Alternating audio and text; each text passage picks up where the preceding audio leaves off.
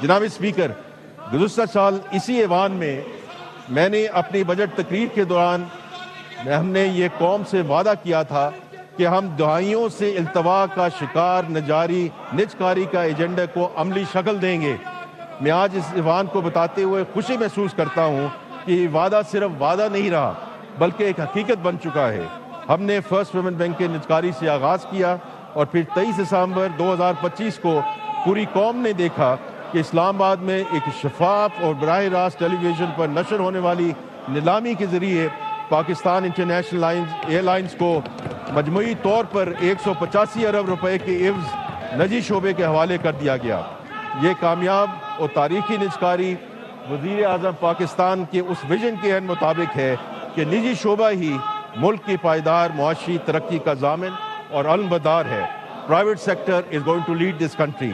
PIA की कामयाब निजकारी के बाद हम एक 5 साला मनसूबे पर अमल पैरा हैं, जिसके तहत कई हुकूमती इदारों को निजी शोबे के हवाले किया जाएगा।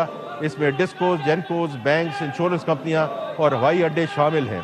इस सिलसिले में 3 डिस्कोज के पहले बैच की निजकारी के लिए इजहार दिलचस्पी के नोटिस जारी हो चुके हैं।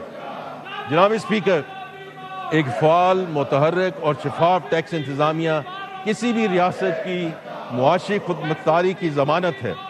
टैक्स की वसूली के बगैर कारोबार मुमलिकत सर अंजाम नहीं पा सकता और ना ही तरक्याती कामों के लिए वसाइल मुहैया हो सकते हैं। इसलिए FBR में जामे और वसीतर इस्लाहात जारी उसारी हैं। FBR में इस्लाहात के मुताबिक कि अब तक के नताइज जनाब स्पीकर बहुत हौसला अफजा हैं। माली साल 2022-23 में FBR की सालाना टैक्स वसूली 7,200 अरब रुपए थी, जो कि अगले 3 सालों में दुगना हो गई है और मौजूदा माली साल के इख्तिताम पर 13,000 अरब तक पहुंच जाएगी। ये इजाफा एक ऐसी कारकर्दगी है जिसकी नज़ीर पाकिस्तान की हालिया तारीख में कम ही मिलती है। ये सिर्फ महसूलात में इजाफा नहीं बल्कि पाकिस्तान के टैक्स निज़ाम में एक स्ट्रक्चरल तब्दीली है। मैं इस ऐवान को बताना चाहता हूँ कि इस तब्दीली की क़ियादत खुद वज़ीर आज़म पाकिस्तान मियाँ मोहम्मद शहबाज शरीफ साहब कर रहे हैं, जो हफ्ता वार इजलासों की खुद सदारत करते हैं और पेशरफ्त का जायजा लेते हैं। जनाब स्पीकर, इस तब्दीली के ठोस समरात सामने आ रहे हैं। सबसे पहले प्रोडक्शन मॉनिटरिंग का निज़ाम है, जिसमें मरकजी डैशबोर्ड्स, वीडियो एनालिटिक्स और टैंपरिंग अलर्ट से मदद ली जा रही है।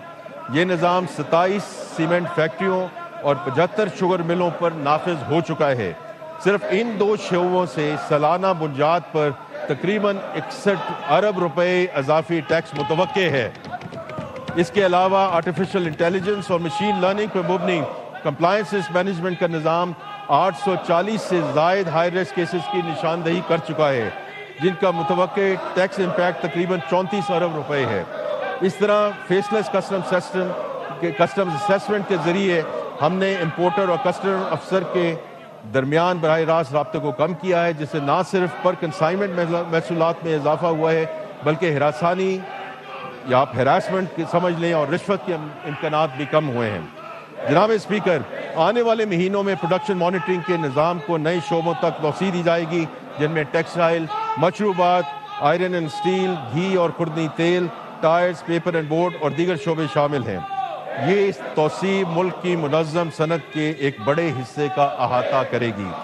जनाब स्पीकर, इन तमाम इस्लाहात और इक़दामात का हतमी मकसद एक ऐसे टैक्स निज़ाम का असूल है जो मुनसिफाना हो, जिसमें ईमानदार टैक्स दहिंदा पर कम बोझ पड़े, जो डेटा की मदद से टैक्स चोरी के वाक़यात का सद्देबाब करे और इंस्पेक्टर की स्वादीद और आर्बिट्री एक्शन की बजाय डॉक्यूमेंटेशन और कंप्लाइंस के ज़रिए महसूलात में इजाफा मुमकिन बनाए। हमारी ये काविश महज ज़्यादा टैक्स के हसूल का ज़रिया नहीं बल्कि रियासत और शहरी के दरमियान इस बुनियादी समाजी रिश्ते की तजदीद है, जिसमें शहरी का रियासत पर एतमाद बहाल हो और रियासत शहरी की मेहनत का एहतराम करे। यही वो बुनियाद है जिस पर पाकिस्तान के मुस्तकबिल की पूरी मईशत खड़ी होगी इंशाअल्लाह।